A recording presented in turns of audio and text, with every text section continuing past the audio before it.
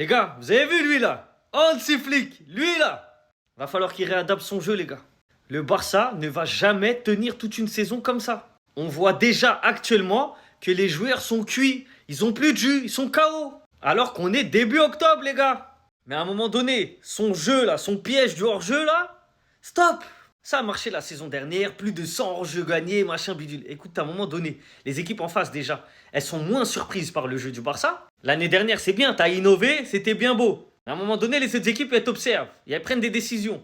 Donc déjà, de un, c'est beaucoup trop risqué. Et le problème, quand tu joues le piège du hors-jeu super haut, c'est que si il n'y a pas hors-jeu comme là, qu'est-ce qu'ils doivent faire tes joueurs? Qu'est-ce qu'ils doivent faire les joueurs? Eh ben, ils doivent revenir en sprintant. Tous. Ils doivent se taper des sprints du milieu de terrain jusqu'à la surface de réparation. Et à un moment donné, les joueurs, ils sont KO. Ils sont KO à force de faire des sprints. Le Barça, c'est pas une équipe de première ligue, c'est une équipe de ballon, c'est une équipe de possession. C'est eux qui font courir les autres d'habitude.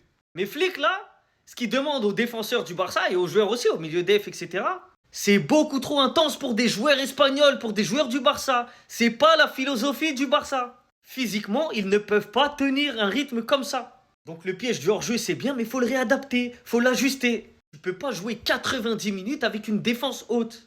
Et surtout, tu peux pas le faire contre toutes les équipes. Des fois, en face de toi, tu as des attaquants qui vont beaucoup plus vite que tes défenseurs. Réadapte, laisse-les un peu plus bas. Bref, va falloir qu'ils prennent des décisions, hein. Sinon bientôt on va avoir un truc comme ça, hein. Thank you and good luck.